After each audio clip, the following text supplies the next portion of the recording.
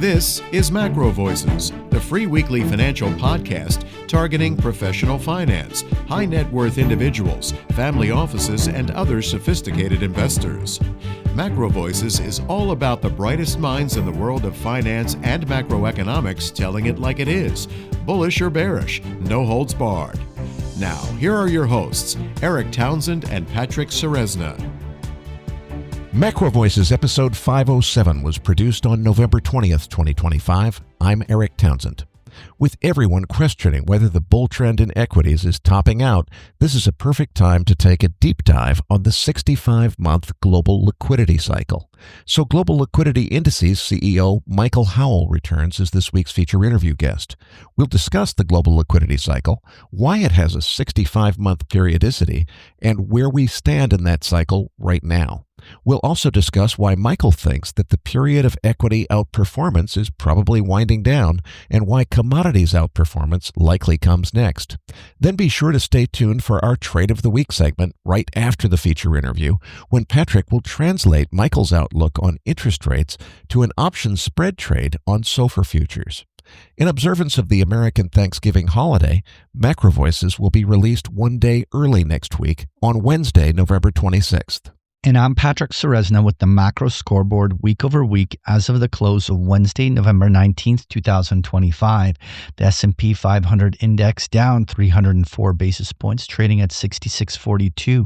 The market has now finally experienced the first peak to trough 5% market correction since Liberation Day. We'll take a closer look at that and the key technical levels to watch during the Postgame segment. The US dollar index up 64 basis points, trading to 100.11. The breakout in the US dollar continues. The December WTI crude oil contract up 63 basis points, trading to 59.25. The December RBOB gasoline down 159 basis points, trading at 186. The December gold contract down 311 basis points, trading at 4,082, remains in consolidation after that strong third quarter bull run. The December copper contract down 176 basis points, trading to 501. Uranium down 225 basis points, trading at 76.15. And the U.S. 10-year Treasury yield up 4 basis points, trading at 4.14. The key news next week is to watch the inflation numbers, which is both the PPI and the PCE price index, as well as the retail sales numbers into a shortened holiday week. This week's feature interview guest is Global Liquidity Indices CEO Michael Howell. Eric and Michael discuss global liquidity, its impacts on markets, repo stresses, China, and more. Eric's interview with Michael Howell is coming up as MacroVoices continues right here at macrovoices.com.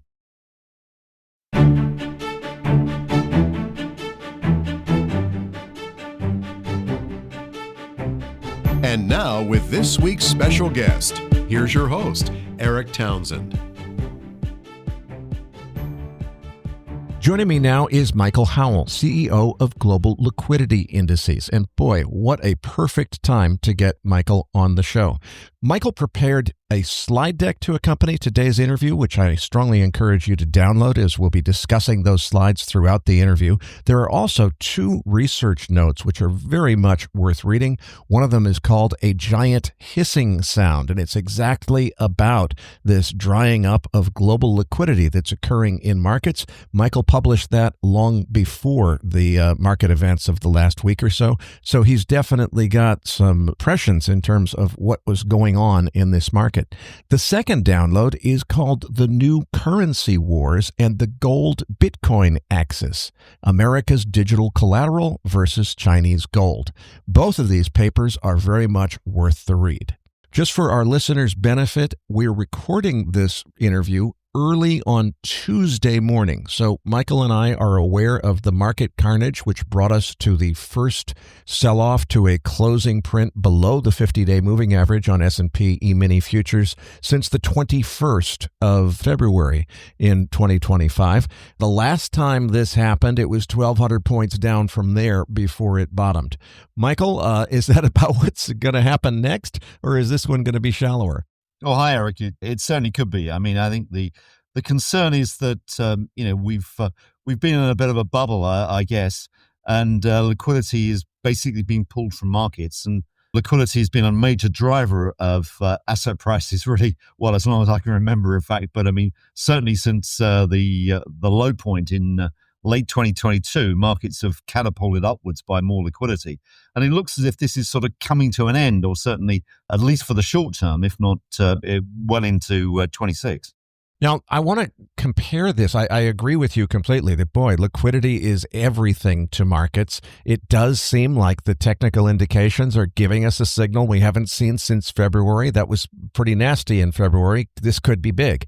The other side of that, though, is our good friend Eric Peters over at One River Asset Management has a note out saying, look, President Trump has never had more at stake than he has right now. If the Democrats take control of the Congress in the midterm elections in 2026, we're going to go back to lawfare, probably another impeachment. Who knows what could happen. On the other hand, if he can get through this and somehow make sure that Republicans win in 2026, then the rest of his presidency, and he can't run again, so this is the end of his presidency, it sets him up for the legacy that he wants to have. So what Eric Peters is saying is, boy, there's never been a stronger incentive for Trump to pull out all the stops and do absolutely any policy action that it takes to turn this around. So I guess the question in my mind is, okay, are there any policy actions that can turn a drying up of global liquidity around? And I agree with you. It's not just U.S., it's global liquidity that seems to be drying up. Is there some trick up Secretary Bessent and President Trump's sleeve that could reverse all of this? Well, I think there's a lot of things out there, and I'm absolutely sure that they're focused very much on the midterms. So I'd be surprised if they do nothing from here. But the question is, do they really try and goose Wall Street, or do they put more stimulus into Main Street? And I think everything that we're hearing out of Treasury Secretary Bessent is that we're basically moving towards an environment where it's quite likely that Main Street is going to get the thrust of any policy impetus. Now, I think you can kind of see that in some ways by listening to some of the Trump appointees on the FOMC, notably Steven Miran. And, what he's saying is that sort of very curious combination of let's cut interest rates, but also let's shrink the Fed balance sheet. Now, that's kind of a head-scratching point because it's kind of difficult to do that. But at the end of the day, what they're really saying, I think, is that lower interest rates will likely help Main Street, but smaller balance sheet is going to take some of the impetus or some of the liquidity away from Wall Street. And that maybe is what they're thinking of doing. And it's really in this sort of camp that I kind of describe as, a shift from Fed QE towards Treasury QE. And that, I think, is really the direction of policy. The problem is it's very difficult to sort of fine-tune that withdrawal of liquidity from Wall Street without causing the markets some tensions. And I think we're kind of seeing the early signs of that now in the repo markets. We haven't seen these kind of tensions in repo really since 2019. And the script is looking very similar. So you're seeing sort of a run of excitement or sort of wider spreads in repo. And then suddenly, as in 2019, you get an unexpected blowout. And that could be happening again. So we've just got to be really, really careful about monitoring some of these issues. Michael, let's tie this conversation into your slide deck. Walk us through what's going on and what we can expect next. Okay, well, let's start on slide 11, which is a little way in, but it gives you the sort of essence of what I've just been talking about, which is looking at the global liquidity cycle. Now, what this chart is identifying is the momentum of liquidity through the world economy. Now, I think we've got to be clear about a couple of things. One is, what is global liquidity?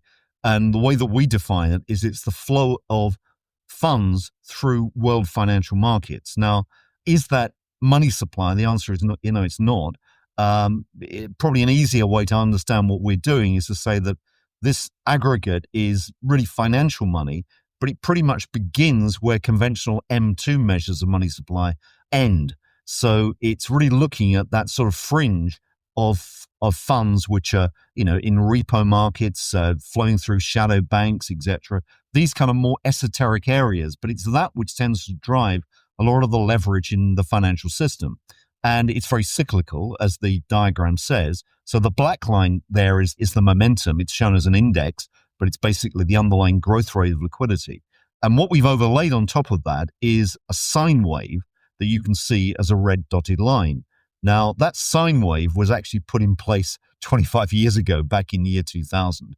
It was estimated, for those that are mathematically inclined, by Fourier analysis. And it's basically been extrapolated thereafter. So, what you see is what you get. It's a 65-month cycle. Interestingly, by coincidence, the Foundation for the Study of Cycles, which is an institute that looks very closely, as the name suggests, at cycles, took the data away and did their own independent analysis, much more rigorously, I'm sure, than we did. And they came back with exactly the same conclusion, that it's a 65-month cycle. So there's independent sort of corroboration here. And the other question is, why is it 65 months? And our best rationale is that this is a debt refinancing cycle. As we've noted before, capital markets are not, as the textbook suggests, mechanisms for raising new money for new investment projects. They're much more systems for debt refinancing. And we've got so much debt, something like 70 to 80% of all transactions in financial markets are about debt refi now. So this is a debt refinancing cycle, and the average maturity of debt out there in the world economy is around about 5.5 years, which is exactly the 65-month cycle. So that's probably what it is. And you can see from the cycle that we last bottomed in late 22. In fact, it was October of 22. The cycle has been moving up pretty nicely, almost in a straight line ever since. But it's just beginning to inflect, and it's inflecting pretty much round where that sine wave is suggesting, late 2025, early 2026. And that's why we're concerned, because we're seeing this downward momentum, and that's coinciding with where the cycle the rhythm would normally start to turn down. So that's our concern. And if you go to the next slide, that basically encapsulates that by looking at the current cycle and comparing it with the average cycle over the period since 1970. The average cycle is that black dotted line. The zero is showing at the middle of the chart is the low point. The months before and after that low point are shown at the bottom, counting to the left and to the right. And the red line is the current cycle. So it looks as if we're pretty much sort of at the end of what is a normal cycle. Now, there is tolerance either side of that average, and the tolerance has been on average about 8 months. So, you've got a window there of some flexibility, but it looks as if we're getting pretty late. That's the story. And then, if you want the implications, then take a look at the following slide, 13, which is just a schematic diagram that looks at the asset allocation cycle and tries to overlay the liquidity cycle, which is shown on the left, onto the asset allocation cycle, which is shown on the right. And it basically infers that if you're in the upswing, in the phases that we describe as rebound or calm, you're likely to have strong performance from equities. Around the peak of the cycle, you tend to find commodities picking up strongly. In the downswings, you want to be moving back to cash as the asset that gives you the better absolute returns. And then around the trough of the cycle, you want longer duration government debt. And then the cycle starts again. You go from risk off back to risk on. And that's effectively how the cycle tends to work. Where are we now? We're basically around the peak. In the US market, we reckon Wall Street's in what we call a speculative phase in terms of liquidity, let's be clear. Other markets are nearer the peak, maybe Europe, emerging Asia, and much more in the sort of the very late calm phase. But you get the idea. We're late in this cycle. I want to make sure that I'm not reading too much into this, because as I go back to page 11, this looks pretty ominous. It says that basically we're probably hitting a peak or pretty darn close to it, and it's like 2 or 3 years of down before up starts again, and we're seeing that confirmed, I would say. Certainly the signal that we've seen in the last 2 days in the market is the first time since February that we've had a closing print on the S&P below the 50-day moving average. And I saw a note from our friend Ola Hansen over at Saxo Bank saying commodities are really starting to take off. That jibes with what you're showing on page 13, that's what happens after the equity cycle has already peaked. It really seems like there's a lot of corroborating evidence that all says equities are done here. Am I reading too much into that? Well, maybe. I mean, it's never quite as binary as that, as you know, Egbert. I mean, I think the fact is that we're likely to see much more of a headwind for stocks if this is the correct judgment that liquidity is turning down. I mean, you can see this whole picture in maybe an easier way through traffic lights, which we show on slide 15. And the point about that chart is that it basically shows to the left asset allocation and which asset classes you should be picking in different phases of the cycle, and then the industry groups that tend to perform on the right-hand side. Now, what that traffic light system says, and by the way, that this is, not something which adapts to each cycle. It's something that I'm not going to say set in stone, but it more or less is. We've used this for decades, but it basically shows where you would normally expect to see returns from different asset classes, different industry groups. Now, what it says is that if you're in the rebound stage where, you want to be, just think about the traffic light, the orange light says proceed with caution. So that's saying that you want to overall in your asset allocation be prudent, but probably moving forward. Green lights are clearly go. So you want to be in equities and credits at that stage. Commodities, it's too early, and bonds, not really any interest. Then you go to calm and you start to see equities picking up more strongly, and you're getting the first sniff of action from commodities. Credits, you want to be maybe a little bit more cautious. I guess spreads have already narrowed a lot at that stage. Speculation, equities proceed with caution. Commodities sort of full green. That's where I think we are now. By the time you get to turbulence, you want to be out of equities. You maybe want to be sticking a toe back in the credit area because spreads may be more attractive. And bond duration gets the green light. And you think about industry groups on the right-hand side, very straightforward. You want to be in cyclicals in that upswing phase during rebound and calm. You want to be defensive otherwise in the downswing phases. Technology always leads, so it does really well in rebound and calm. You tend to find financials really picking up strongly around the mid-cycle calm stage. And then typically energy commodities do well later in the cycle. Now, I would say, despite the fact that we've had virtually no business cycle to speak of since the end of COVID, economies have generally flatlined, maybe for a host of reasons, one being the sort of strength of fiscal spend. What you've seen is a very normal liquidity cycle, and you've seen a very normal asset allocation cycle. I mean, this has been almost operating like clockwork. Technology were clearly the leaders. Financials have had a stellar 12, 15 months across worldwide. Commodity markets have been on fire. Mining stocks have been basically thrilling us this year. So it looks extremely normal from an asset allocation and a liquidity cycle standpoint. The puzzling element is clearly about reading the economy, because that's sort of pointing all different ways.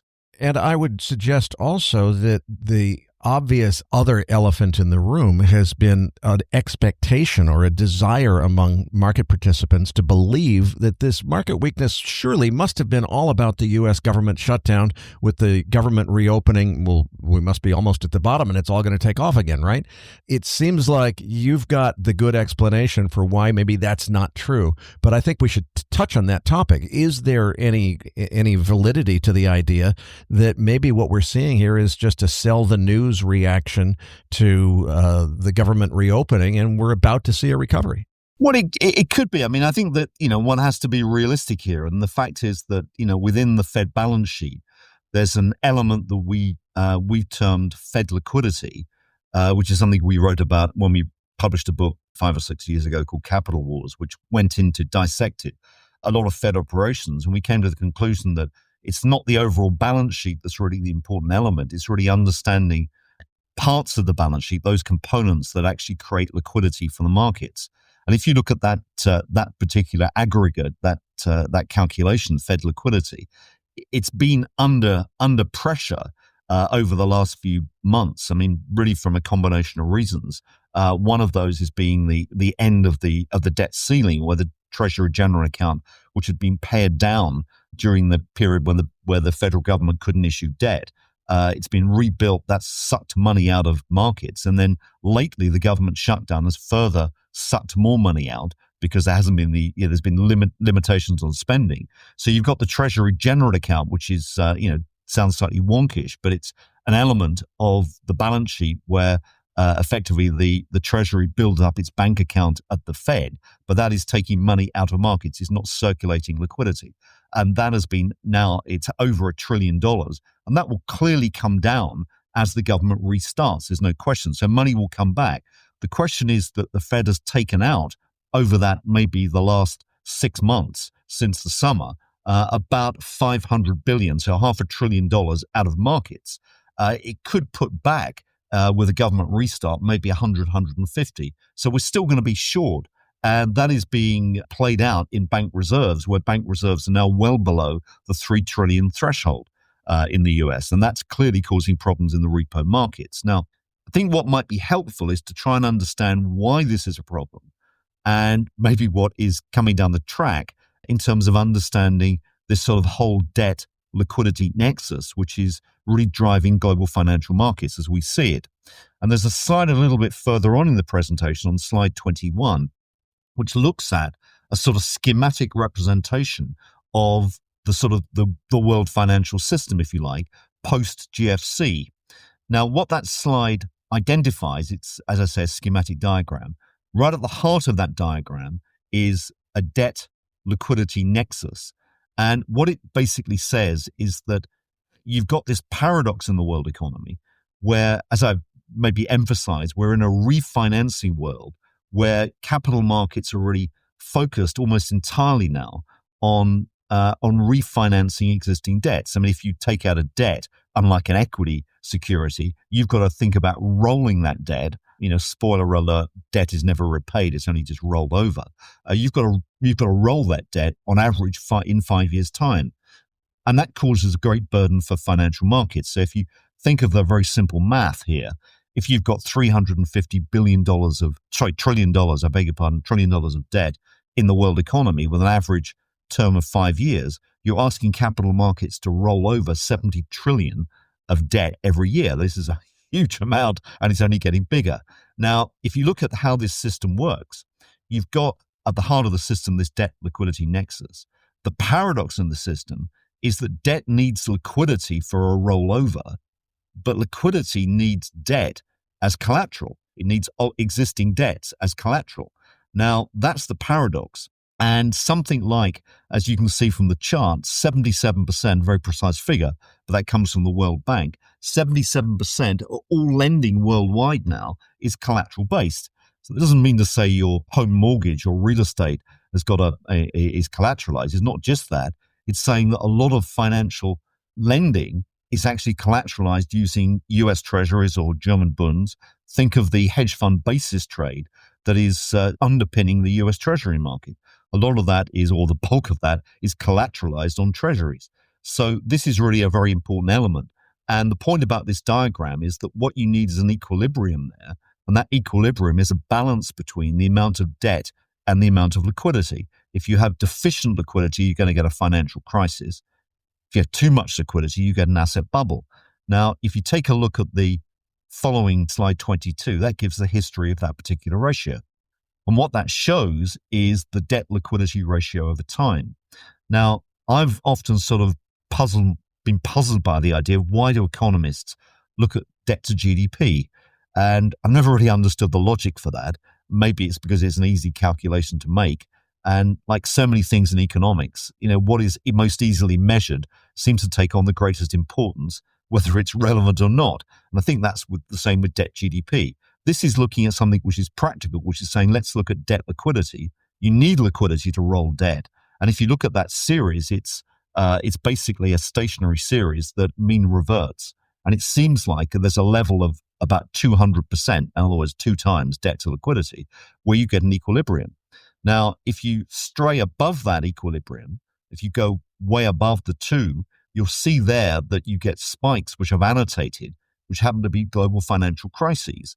And that's when you get refinancing tensions in the system because there's too much debt, insufficient liquidity. You can't roll the debt, and so financial markets get indigestion. If you look at the opposite of that, if you go down the page and you look at the low periods of the debt liquidity ratio, when there's abundant liquidity in the system, you get asset bubbles. The vent of that excess liquidity is asset prices. And you can see where we've just been coming from, something called the everything bubble. Now, that is an astonishing displacement downwards of that ratio, and it's clearly been propelling markets ever higher. And you can see that it's now coming to an end as that line picks up. Now, we can go down two rabbit holes here. I mean, one is to look at the history of asset bubbles, which I think was the second slide in the deck, which is just something I snipped from Twitter, which was a chart on asset prices in bubbles since the mid-1970s. And I just, as best I could, overlaid on that our global liquidity cycle just to show that almost every bubble, coincides with a prior period of excessive liquidity, pretty much as this slide 22 confirms. But the question is, why did we go down so far in that ratio? Why was there so much liquidity relative to debt? And now why are we going up?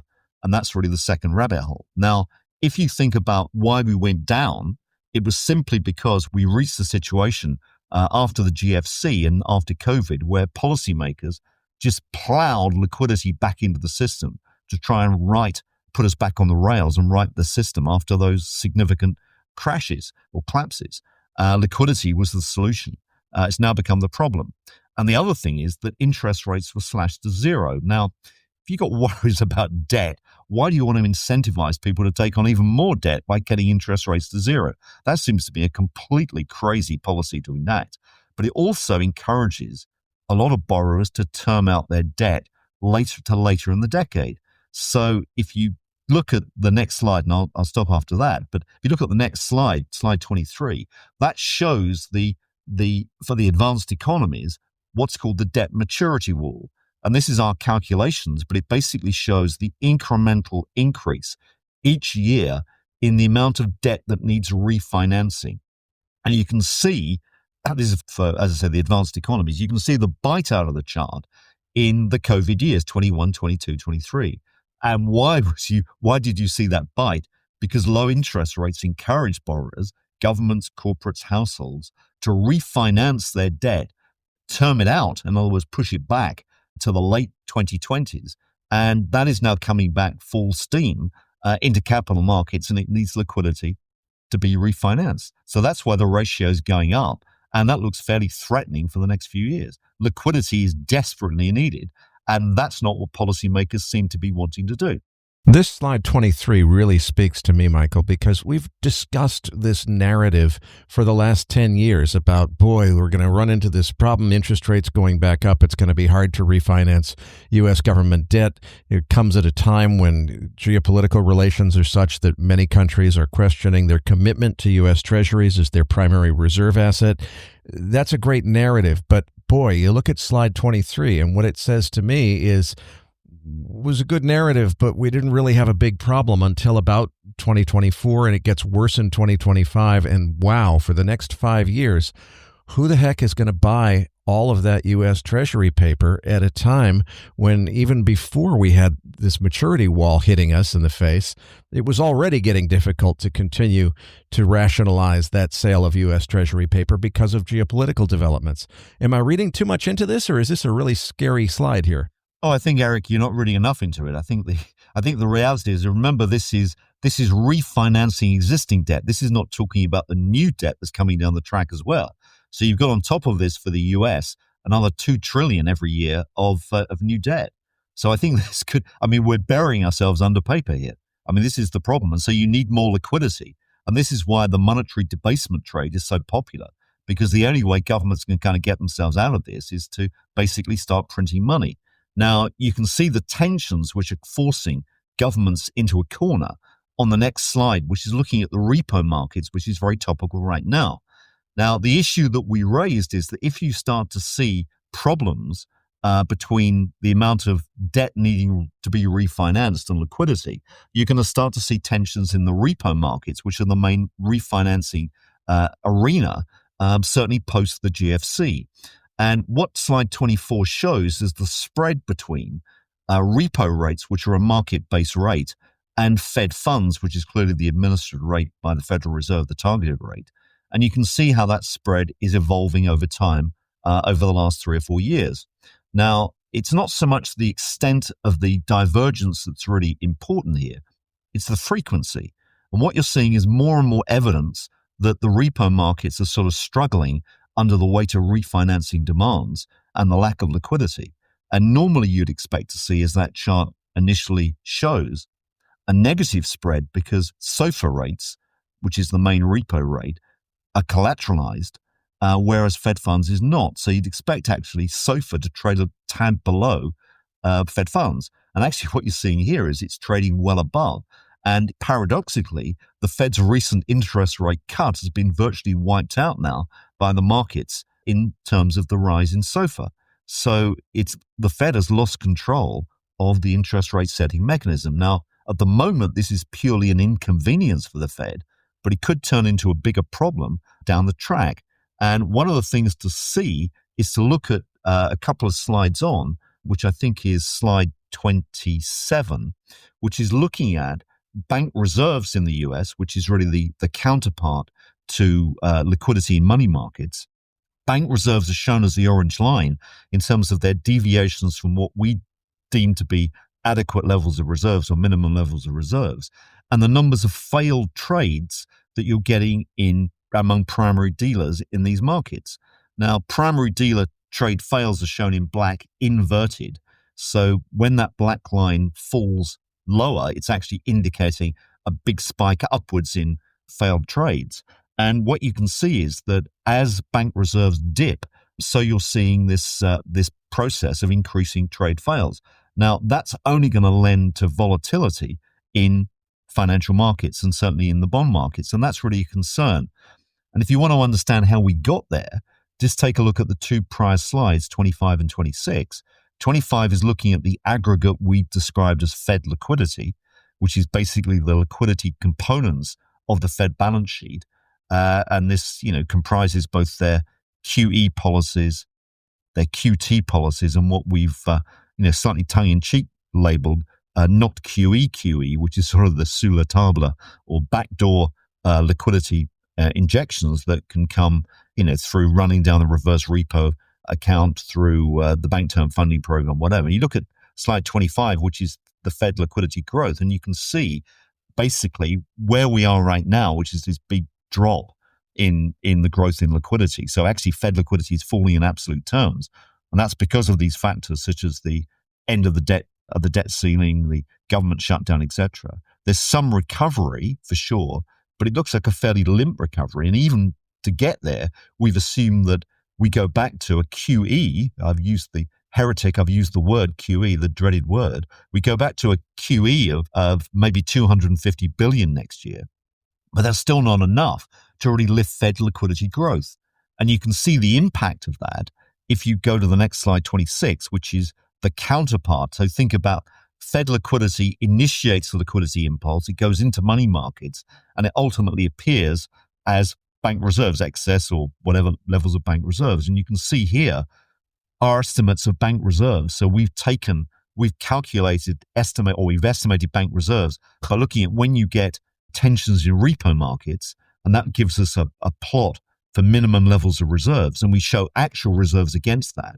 And the prior chart we looked at earlier, slide 27, is the one that shows that displacement relative to failed trades. So you can see where we are now. The Fed has basically let US bank reserves fall below what we think is the critical measure of about 3.3 trillion. And that is why you're getting the tensions in markets right now. And I'll end this bit on just looking at one further slide, which is slide 29, which is comparing Fed liquidity in absolute terms with the S&P. And the S&P has been lagged by 6 months to show it has, it follows on, not directly one for one. But, if I was looking at that chart and, spotting the fact the Fed liquidity was dipping as sharply as it is, I'd be fairly worried about the health of Wall Street, if you get my point. Michael, let's move on to page 30. Yeah, let's focus on that, Eric. What it's looking at is a slide that basically disaggregates the various sources of stimulus that are coming into U.S. financial markets in liquidity terms. And what the chart is looking at, there are three divisions there, two which concern the Fed, which is the orange and red areas. The red area is conventional QE, so that's balance sheet expansion by simply buying treasuries. The orange bit is what we've, as I said, called slightly tongue-in-cheek, not QE, which is really the backdoor liquidity stimulus, which comes from things like the bank term funding program, the rundown of the reverse repo account, etc. Other sources of liquidity. And that's really what you would call Fed QE. And that's been something that clearly has lifted Wall Street. It's benefited wealth owners in the US. But it's something that, Treasury Secretary Bessent has railed against, and more particularly recently, new FOMC appointee Stephen Miran. And what they're talking about is actually focusing much more on what I've labeled Treasury QE, which is the black area. Now, that basically is concerns something that Miran wrote about. We've also focused on, which is looking at changing the issuance calendar in the US towards bill finance or very short-term debt finance of the government. And because that changes the structure of debt in the system, although this sounds wonkish, it actually is equivalent to a liquidity injection. In other words, if you're issuing a lot of treasury bills, the question to ask is who buys those bills, and it tends to be banks. And if banks buy government debt, technically, it is monetization of the deficit. Now, the little window in that chart is basically overlaying on the liquidity stimulus the growth rate or the cycle of the US economy. And you can see that the two line up pretty well with a lead time of about 9 months. So it should be that the real economy gets traction in 26, contrary to what a lot of people are talking now about recession. I think it's going to be the opposite. And you get stronger growth. Now, this is not just a US phenomenon of this monetization of debt. It's also a global phenomenon. And if you look at slide 32, this is looking at the scale of monetization of fiscal deficits and government debt by banking systems worldwide. And the point is that this shift from longer dated debt issuance towards shorter dated debt issuance is a subtle way of governments getting banks to finance them through printing money, because banks love this short-term paper. And that's exactly what they're doing. So if you look at that slide 32, that's worrying for monetarists, because what it's likely to be telling us is that more traditional M2 money supply growth could be actually accelerating into next year. And, our back of the envelope calculations would suggest that US M2 conventional money supply could be growing at something like, 7-8% in 2026, which is clearly incompatible with a Fed 2% inflation target. So this is the longer term problem that the system faces. Now, that's one reason why you want real assets as a protection against this debasement. But there's another reason, which is basically China. And if we look at what China is doing, take a look at slide 38, which is a jump forward, but it basically looks at the debt to liquidity ratio of China, and it compares that with Japan, which is the black line on that chart. Now, as I tried to argue, debt liquidity ratios are the equilibrium in the system. And what you need to do is to get out of or away from a high debt liquidity ratio and to pare that down to more average levels. And you can see Japan has successfully done that. And despite the fact that Japan's debt to GDP is sky high, its debt to liquidity has been brought down significantly because of Abenomics and because of the Bank of Japan buying lots of JGBs, Japanese government bonds, monetizing debt, causing the yen to weaken significantly. And by the way, it's still weakening, despite the, a lot of brave words about how the yen is so undervalued. It's responding to this monetary inflation by devaluing. China is doing the same thing now. It is being forced into a devaluation of its currency. It wants to print money. This has been, I think, accelerated by the stable coin phenomenon in the US. It's threatened, monetary system is threatened greatly by this. And you can see on the following slide, slide 39, the scale of the impulse that the PBOC has just added to markets in 2025. They've been sitting on their hands for quite a long time. They've been running a tighter policy to try and protect the yuan against the US dollar. And my view is that that's doing two things. One is that big liquidity impulse is driving the gold market up, which is what slide 40 says. And I think we've got to start thinking about how China is controlling gold now. And that is another sort of ultimate segue into the future monetary system. And then finally on slide 41, what you see there is is a track of Chinese liquidity, which is taking a longer term view using our indexes of the Chinese liquidity impulse against commodity prices. And you can see there that in the black lines, either with or without energy, the impact of Chinese liquidity on commodity prices. And the fact is that China has a big economic footprint globally and in the Asian region. And if the Chinese economic engine gets going again, it's going to suck in commodities. And that's going to drive prices up. So I think we're absolutely at the stage where commodity markets do well. Okay, you've said that a couple of times now, that commodity markets should do well, and we're maybe getting to the point where equity markets are reaching a peak. What does that mean for the commodity stocks, the mining stocks? Are they likely to continue to do well along with the underlying commodities, or are they going to be affected by the pressure on equities? Argue this in a number of ways, Eric. I mean, one is that if you look at these, many of these mining stocks on traditional valuation grounds, or even compared with their history, they look cheap. So I think there's no question about that. There's compelling value in them. But the thing is that a mining stock has two moving parts, the E and the PE.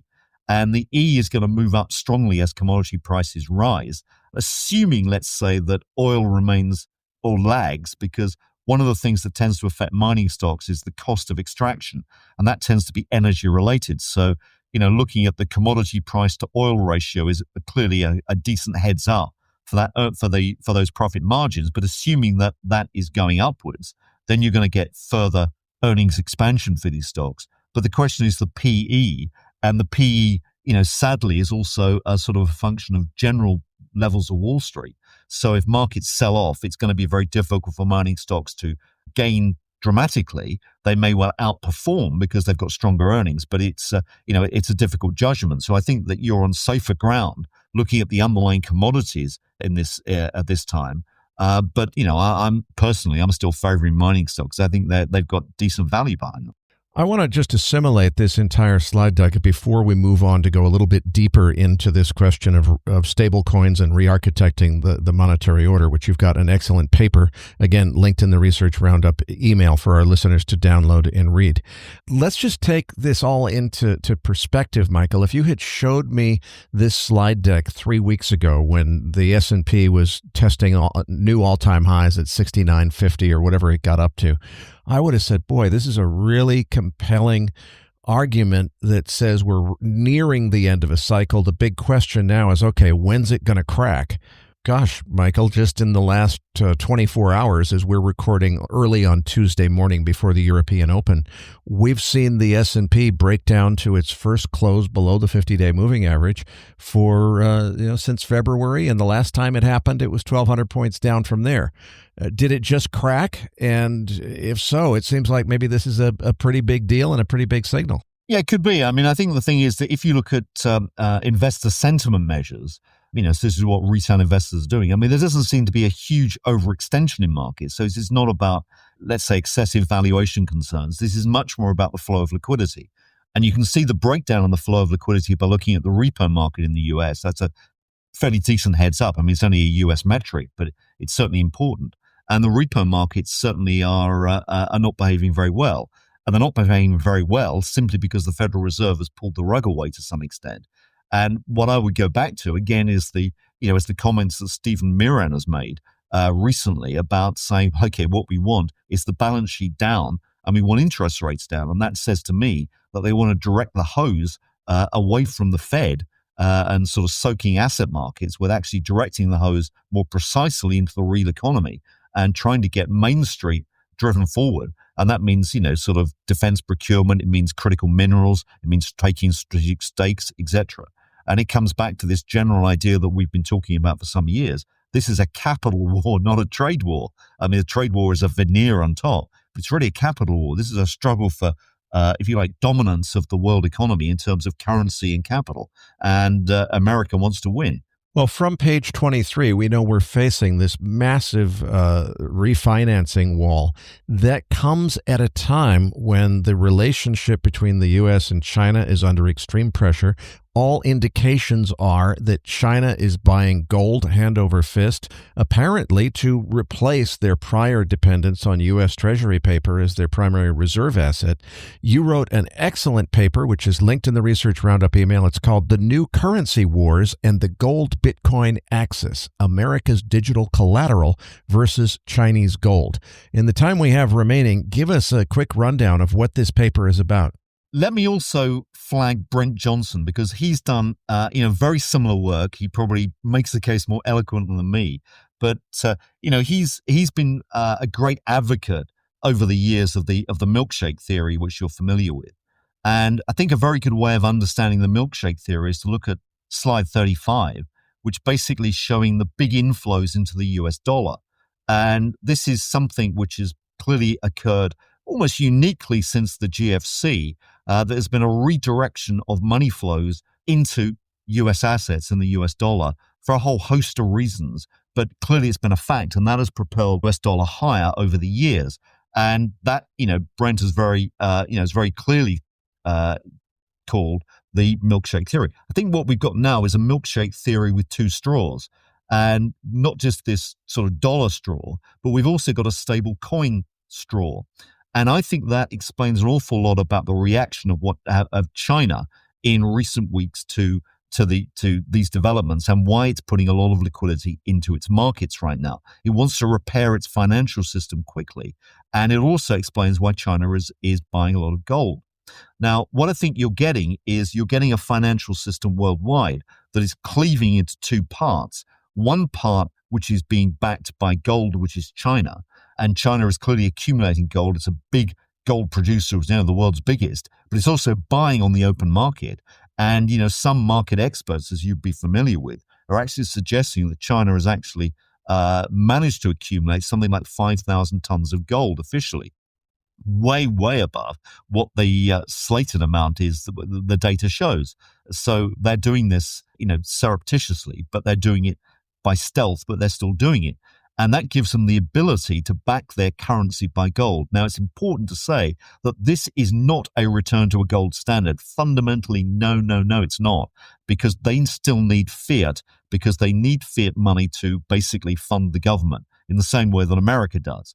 But America is not backing its system with gold. It's using a stable coin, and it's basically wrapping treasuries within a stablecoin wrapper. So what you're getting is essentially digital collateral in the US versus gold or tangible collateral in China.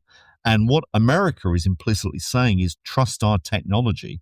And what China is saying is trust our gold. And that's how the two systems are basically working out. Now, stablecoin is a big threat to China. And just to understand that, just think of the squeals that are coming out of Europe now about the unfairness of US stablecoin. And, a prominent member of the ECB said only yesterday, look, this is unfair competition, because if the US starts issuing stablecoin to European residents, Europe is going to lose control of the monetary system. Well, let's just read that for China too, because China's got a much, much bigger problem. And the way that I envision it is to say, look, if you're a Chinese exporter, you're facing sort of the choice between the devil and the deep blue sea at the moment. You can put your money, your dollar earnings, into a Western banking system, and you can risk sequestration, rather like the Russians faced after the invasion of Ukraine. Or you can put it back in the domestic banking system and risk sequestration by the Chinese authorities, by the PRC, if you do a Jack Ma and fall foul of the authorities. So it's a straightforward decision, I would suggest, to start putting your money into stablecoin. It's easy to open a stablecoin account, easier than opening a bank account. And what's more, there's some degree of anonymity in holding them. So the Chinese must be really scared by this. And that's why I think they've been triggered into stabilizing their financial system, trying to buy a lot of gold, issuing lots of liquidity to try and repair the debt problems, because we're facing this capital war. So it's really a question of saying, trust our gold versus trust our technology. It's in America's interest, I would suggest, maybe controversially, to say, actually, we want to destabilize the gold price because a much higher gold price will benefit China. And it's in China's interest to attack US technology through cyber warfare and maybe quantum computing, to say we want to undermine the fabric of US society, which is very technology dependent. So you've got these two entities at war using very different weaponry. In the interest of time, I'm going to have to refer our listeners to your excellent paper for more context on this. But I have one final question before we close, which is how do I make sense of what this means for the gold market from here? Because on one hand, I could see the argument that, hey, China is going to continue buying gold hand over fist. It's going to drive the price higher. You got to stay long gold. We're maybe at a bit of a low point here. It seems like a good buying opportunity. Go, baby, go on gold. But then I could see the other side of this, which is President Trump is very much engaged aggressively in negotiations with China. He has, as far as I can see, a very, very strong incentive. And there's no doubt in my mind that Scott Bessent understands all this stuff and is coaching him on what it all means.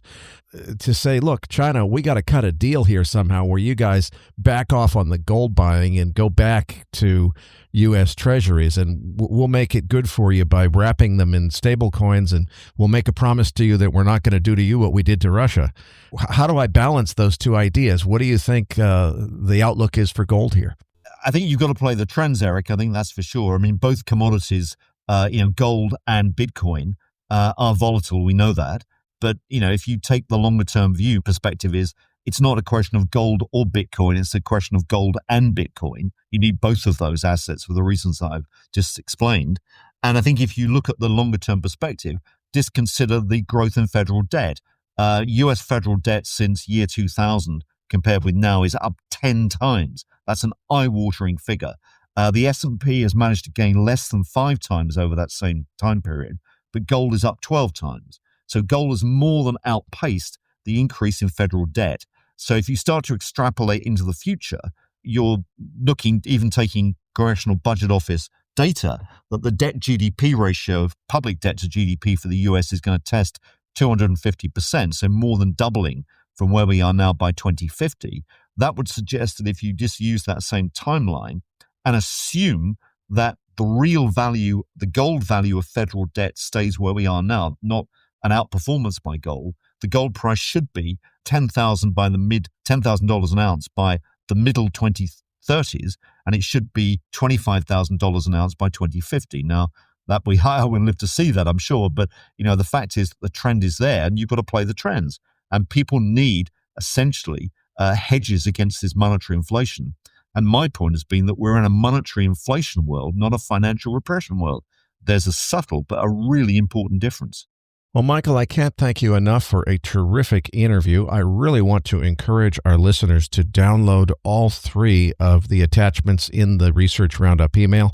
That's the slide deck, which we didn't have a chance to get to every page in. I recommend that everyone peruse the pages we missed because there's a lot of great content there.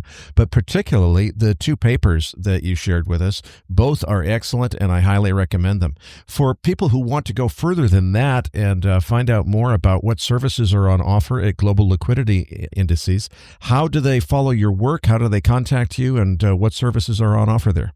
Okay, Eric. Well, the easiest way is to look at Substack. We have a Substack called Capital Wars, where we provide both data and narrative, and we publish about three times a week on average for that. We've transitioned from a company called Cross Border Capital, which I founded. We've now focused a lot on global liquidity indexes, but the old website, crossbordercapital.com, still exists and works. And that's where our institutional research offering is still provided. So those are the 2 main conduits I would suggest. And there's a Twitter account at crossbordercap.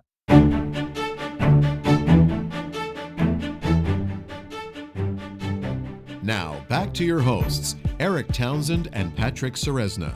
Eric, it was great to have Michael back on the show. Now, listeners, you're going to find the download link for the post-game trade of the week in your Research Roundup email.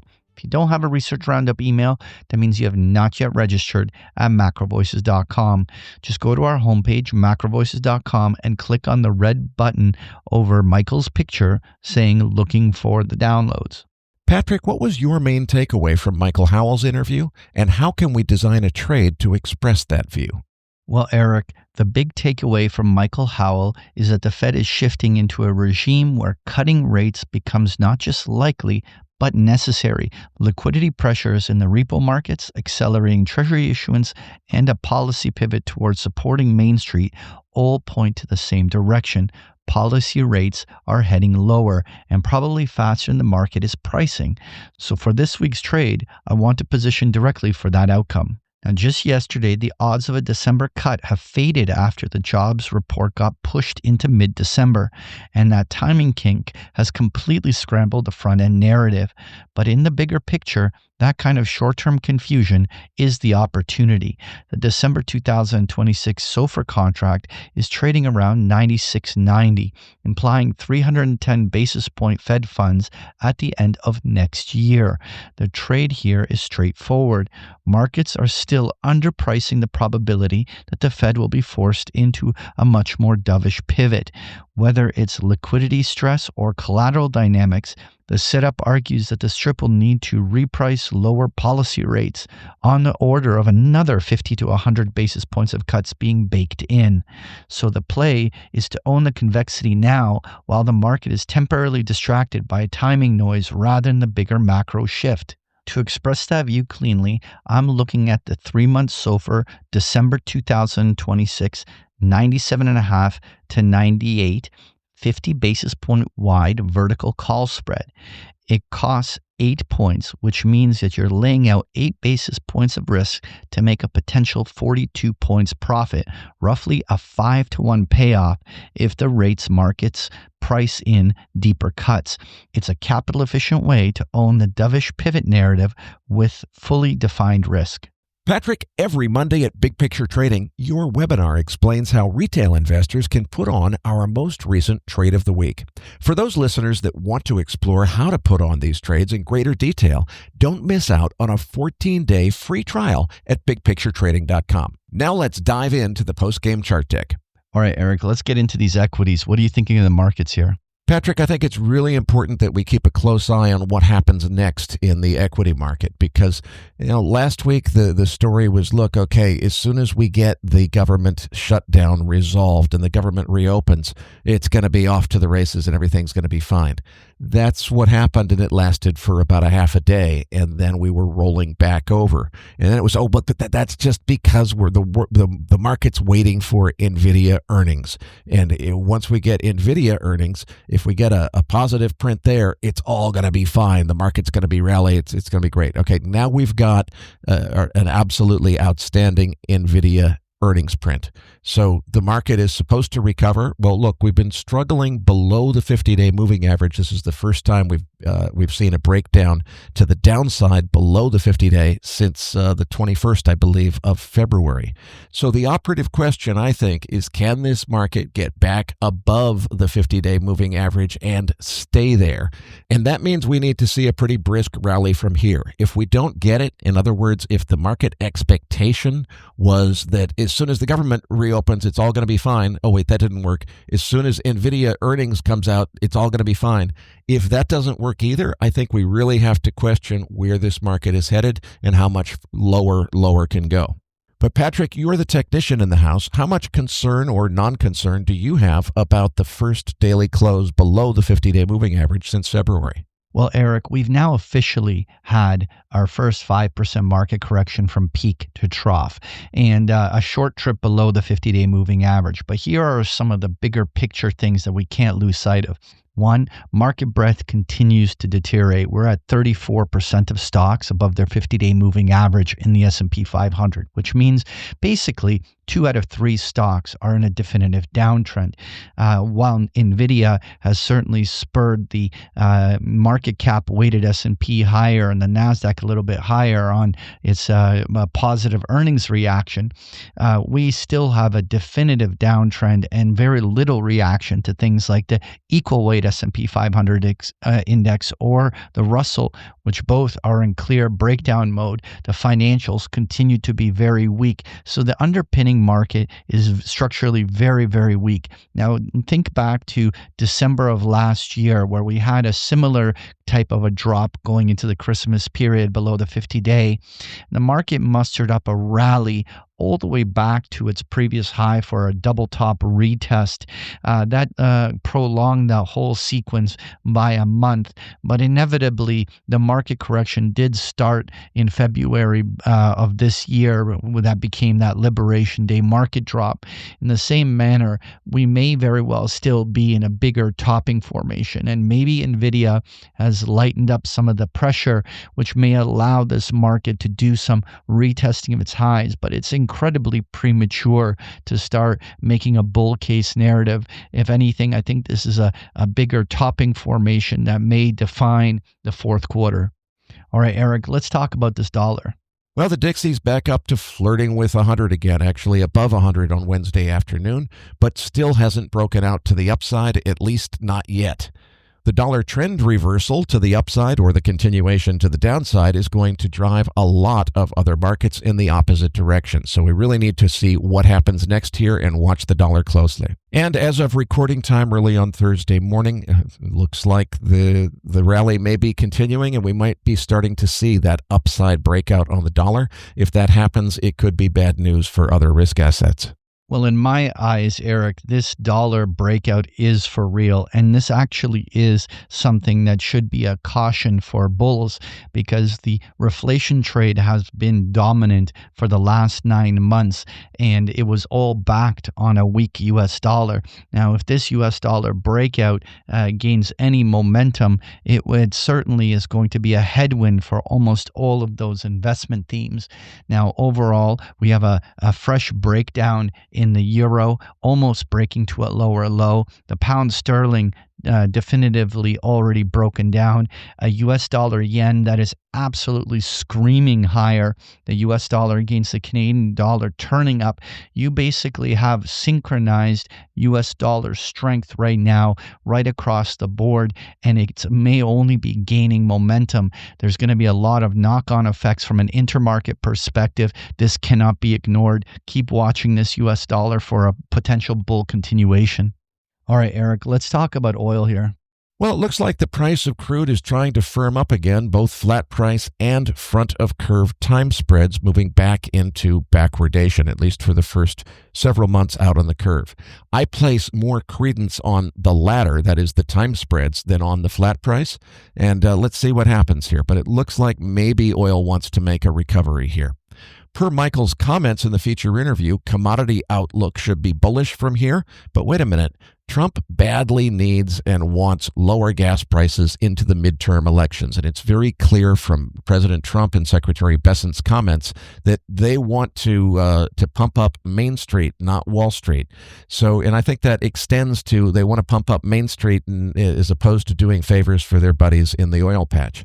So I think the writing's on the wall here with MBS in town meeting with the president.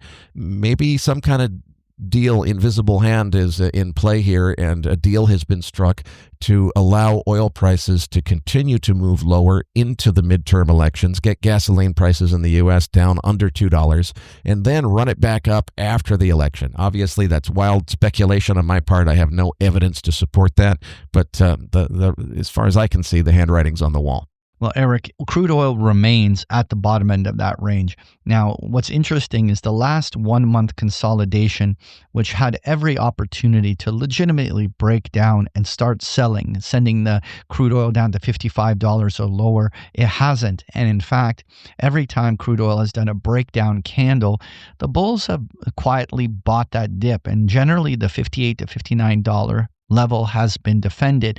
What we're going to be watching is whether or not the bulls can actually attempt a breakout candle. Now, that has not come yet. We still have no violation of the descending trend line connecting all the highs. It's still below its 50-day moving average. The primary trend is still down, but it is no longer in sell mode. It is in a quiet accumulation phase. And I'm going to be watching for whether or not some catalyst, maybe like an attack on Venezuela, could spark a short-term breakout that could feed into a short squeeze on the upside. Now, Eric, let's move on to gold. Looks like we're starting to form a pennant or symmetrical triangle formation on the gold chart. I still think there's lots of upside left to go in this bull market. Michael agreed with that in the feature interview.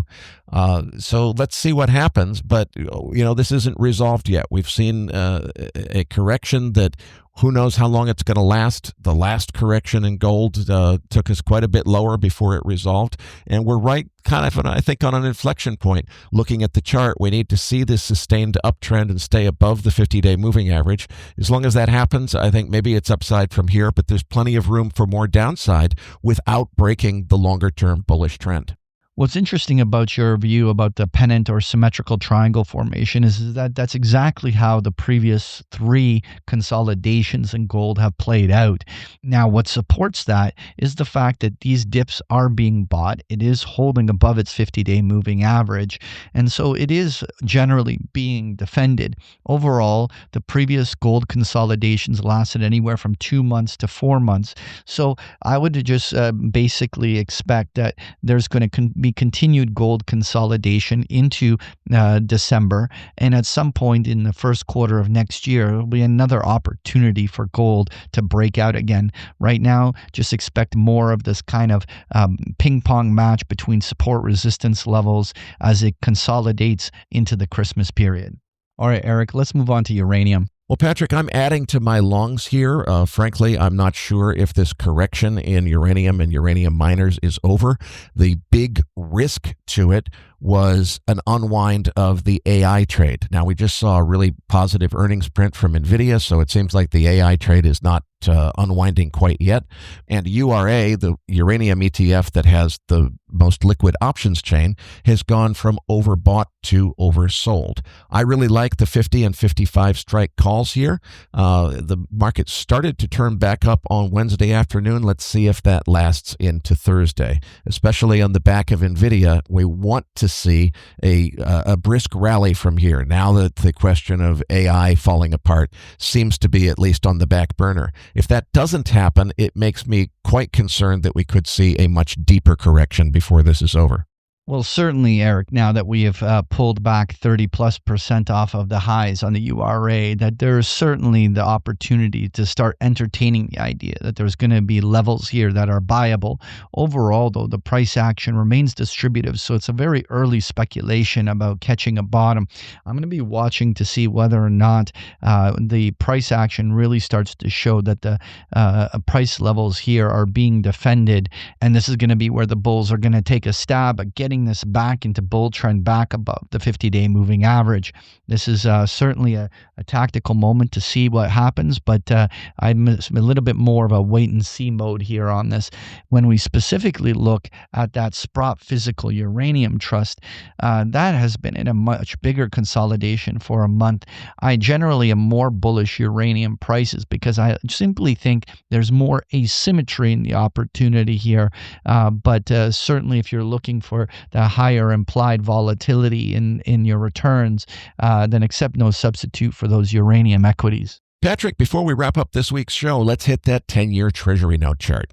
Yeah, well, Eric, on that 10-year Treasury yield, ever since the last FOMC meeting, we've basically seen the 10-year Treasury yields rising, but we still haven't seen a legitimate sequence of a higher high where a new bull trend has started in the yields. Overall, this was a very oversold kind of market that is now counter-trending, and with the fact that the jobs numbers have now been pushed out to middle of December, increased likelihood that the Fed just holds on the December meeting means that all of the rates markets may actually just be muddled in here for the remainder of the fourth quarter, and that the next kind of major move in yield markets is going to emerge in the new year. So at this moment, could we still see a quick rip to the 4.25 level on the upside of the yields? It's totally on the table, but in generally, I think that mean reversion and it trading more or less around this current level for the next month is probably the most likely outcome. Folks, if you enjoy Patrick's chart decks, you can get them every single day of the week with a free trial of Big Picture Trading. The details are on the last pages of the slide deck, or just go to bigpicturetrading.com. Patrick, tell them what they can expect to find in this week's Research Roundup. Well, in this week's Research Roundup, you're going to find the transcript for today's interview, as well as the Trade of the Week chart book we just discussed here in the postgame, including a number of links to articles that we found interesting. You're going to find this link and so much more in this week's Research Roundup. That does it for this week's episode. We appreciate all the feedback and support we get from our listeners, and we're always looking for suggestions on how we can make the program even better. Now, for those of our listeners that write or blog about the markets and would like to share that content with our listeners, send us an email at researchroundup@macrovoices.com, and we will consider it for our weekly distributions. If you have not already, follow our main account on X at MacroVoices for all the most recent updates and releases. You can also follow Eric on X at Eric S. Townsend. That's Eric spelt with a K. You can also follow me at Patrick Ceresna. On behalf of Eric Townsend and myself, thank you for listening, and we'll see you all next week.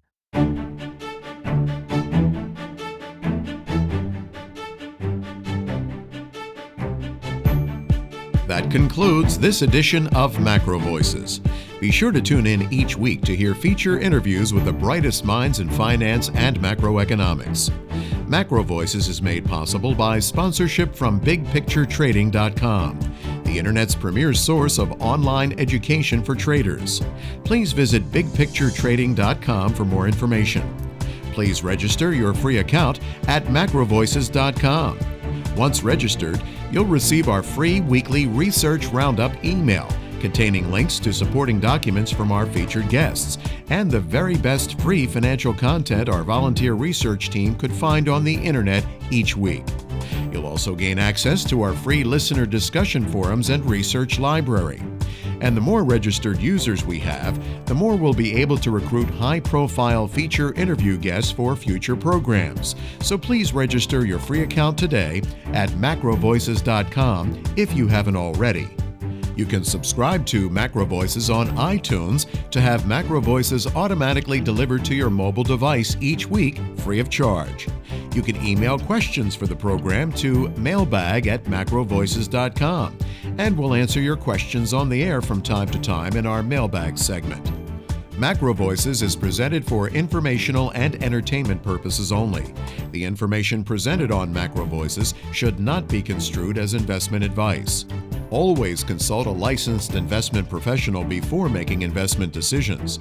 The views and opinions expressed on MacroVoices are those of the participants and do not necessarily reflect those of the show's hosts or sponsors. MacroVoices, its producers, sponsors, and hosts Eric Townsend and Patrick Ceresna shall not be liable for losses resulting from investment decisions based on information or viewpoints presented on MacroVoices. MacroVoices is made possible by sponsorship from BigPictureTrading.com and by funding from Fourth Turning Capital Management, LLC. For more information, visit MacroVoices.com.